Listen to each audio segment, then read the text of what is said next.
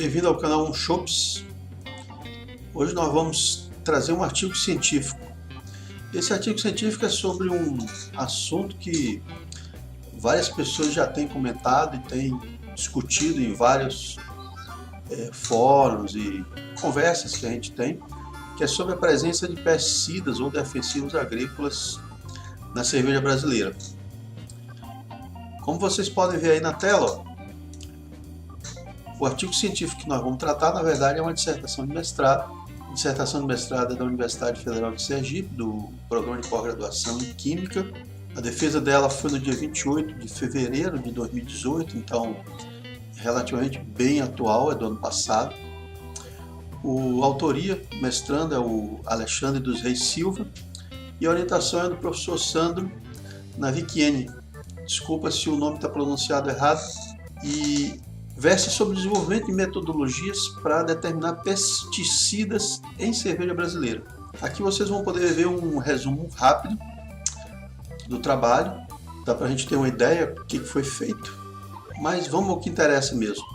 Bom, o Alexandre, que é o autor do trabalho sob orientação do professor Sandro, eles avaliaram então 15 defensivos agrícolas na cerveja. Da onde esses defensivos agrícolas vêm? A legislação brasileira permite a introdução de até 50% de grãos não maltados na cerveja, e aí está incluído o milho e o arroz. Além da cevada, todas essas culturas, como elas são plantadas em escala gigantesca, para garantir a produtividade, torna-se necessário a aplicação de defensivos agrícolas.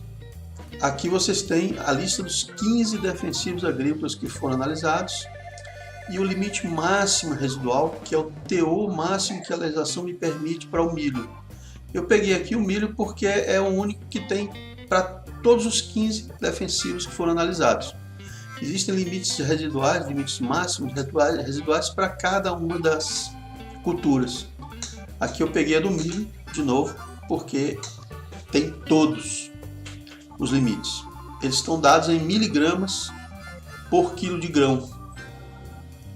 Além disso, também vale a pena a gente destacar que os defensivos eles são classificados por categorias. Eles vão da classe 1, né, que seria a mais tóxica de todas, até a classe 4, decrescendo o seu nível de toxicidade.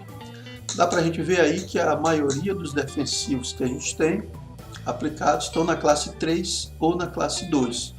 Na classe 1 vocês têm aí 4 defensivos. Esses defensivos têm as funções mais variadas. Podem ser inseticidas, podem ser herbicidas, podem ser fungicidas, cada um na sua especificidade. E aí muitas vezes você precisa usar associações deles. Tá? Então você tem uma praga que é um fungo e você também tem que combater ervas daninhas. Então você vai usar um herbicida e vai usar um fungicida. Tá? Então existem também combinações aí, é importante a gente destacar. Enfim, como é que a gente vai analisar esses defensivos? Pelo limite máximo residual dá para a gente perceber que as quantidades são extremamente baixas. Então a gente tem baixos teores do material que a gente está analisando. O método tem que ser um método rápido, tem que ser um método que tenha uma alta precisão, uma alta exatidão, tem que ser um método que nos garanta uma segurança no resultado e tem que ser de baixo custo. Então é até brincadeira a gente tentar conseguir fazer todo um malabarismo para associar isso tudo. A gente tem uma das técnicas que não é tão baixo custo assim, o equipamento é relativamente caro, mas é um equipamento que garante a gente acesso aos baixos teores, rapidez, precisão, exatidão, segurança, tudo isso é garantido, que é a cromatografia. A cromatografia é um método de separação, originalmente. Ele pega uma mistura complexa e separa nas suas frações. Só que associado ao método da separação, a gente encaixa ou conecta um detector. E aí, quando vai aparecer aquela fração, aquela substância separada da minha mistura, esse detector vai me dar uma resposta e essa resposta então vai ser convertida em quantidade de material ou em concentração. Bom, a gente pode ilustrar aqui mais ou menos o que é essa cromatografia. Se vocês forem notar aí na nossa figurinha, a gente começa com a mistura aqui à esquerda bem complexa. Nós temos aí 3 constituintes, mas na verdade serão muito mais. As misturas são bem mais complexas. Usei cores aí para simbolizar. E na medida que eu faço esse material passar por uma substância, as afinidades deles com essa substância, essa minha fase estacionária, então aquelas substâncias que tiverem uma maior afinidade com a fase estacionária irão ficar mais presas, mais aderidas. E aquelas que tiverem menor afinidade vão ser arrastadas mais rapidamente e vão sair primeiro. Então dá para você ver aí que na medida que eu estou permeando a minha mistura através da minha fase estacionária, ela vai promovendo essa separação. Então, mais adiante aí à direita, vocês vão ver que já está com a substância em azul praticamente fora, a substância em verde está ali no meio, e a vermelha, que seria aquela que tem maior afinidade, está ali ainda no começo da passagem. Dessa forma, então, a gente promove a separação da mistura, e lá na direita, no final, eu vou conectar o meu detetor. Bom, é importante também a gente ressaltar que isso não aparece do nada. Esse método ele já foi usado com sucesso para analisar cervejas em outras oportunidades. Aí vocês têm uma tabela mostrando vários trabalhos já feitos com cerveja e pescida. Tem inclusive um trabalho do Inoue, essa referência 70, onde ele analisou 324 pescidas em cerveja. Olha a quantidade de pescida que esse cara analisou. O normal aqui, o comum de encontrar são 6, 5, 7. Esse trabalho do Alexandre, inclusive, é muito bom, porque ele traz 15 pescidas analisadas. Não é uma coisa trivial. Bom, e como é que é a metodologia, então? As cervejas foram adquiridas no comércio local, prontas para consumo, então não há nenhum tipo de seleção.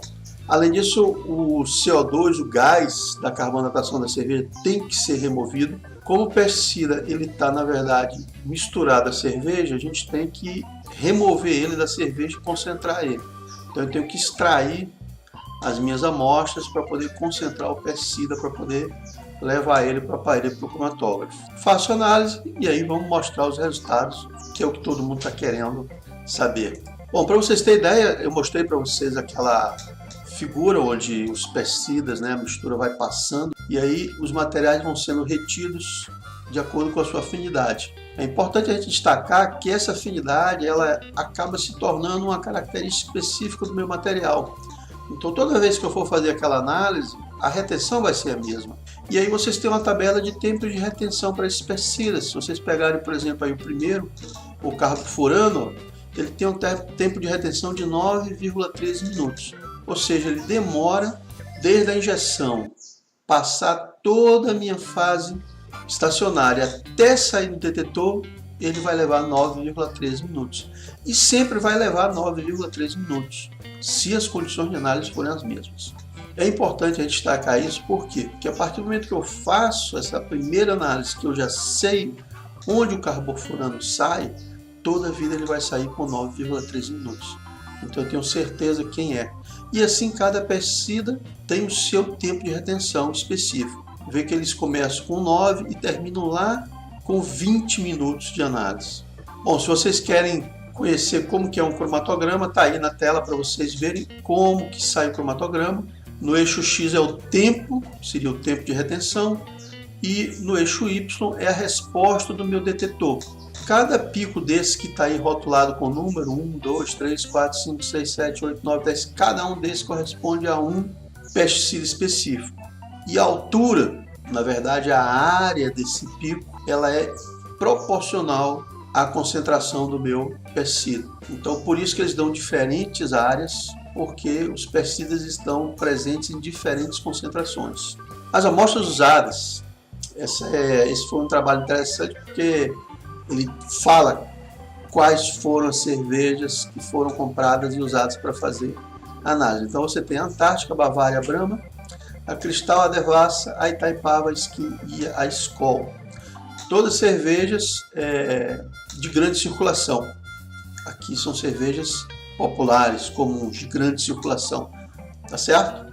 E aí os resultados, finalmente, essa tabela aí traz todos os resultados para todas as cervejas analisadas de todos os pesticidas. E olhe que todos eles veem a mesma coisa escrita, menor do que LOD. O que é isso? O que quer dizer menor do que LOD? O cara falou que ia analisar pesticida e agora me sai uma tabela cheia de LOD. LOD é a sigla para limite de detecção, ou do inglês Limit of Detection. Cada método tem um limite a partir do qual eu consigo identificar a presença ou ausência da minha substância na amostra. É o chamado limite de detecção, que é diferente do limite de quantificação. O limite de quantificação quer dizer, eu consigo dizer quanto tem, eu consigo dar um número para a análise da minha substância. Então, o limite de detecção indica presença ou ausência e o limite de quantificação me fala quanto tem. Tá? O limite de detecção sempre é menor do que o de quantificação. E aí dá para vocês verem que o limite de detecção desse método é extremamente baixo. Ele está em miligramas por mililitro. E todas as cervejas analisadas, todos os pesticidas analisados, todos os 15, ficaram abaixo do limite de detecção. Ou seja, no final, o resultado do Alexandre é que ele não conseguiu identificar a presença desses pesticidas nas cervejas que estão sendo colocadas no mercado brasileiro. Ou isso quer dizer que as cervejas não têm pesticidas ou estão abaixo do limite de detecção, o que torna elas seguras para consumo. A gente não precisa se preocupar. Pelo menos essa cerveja do ano 2018 de Sergipe. É importante a gente notar que isso é uma análise que a gente tem que fazer periodicamente. Tá? A gente tem que garantir, não é porque eu fiz uma vez que toda a vida eternamente vai ficar sem, não. Toda vez eu tenho que fazer essa análise. De quanto em quanto tempo? Bom, aí vai depender da legislação para fazer essa amostragem. Ok? Mas então, a conclusão feliz para a gente é que a gente pode consumir essas cervejas sem problema em relação aos pesticidas. Bom, espero que vocês tenham gostado do vídeo, obrigado. Está aí o nosso contato, umchops@gmail.com. E você gostou do nosso trabalho, se inscreva no canal, ative o sininho para receber avisos dos nossos próximos vídeos e dê um joinha para ajudar a gente. Obrigado, tchau!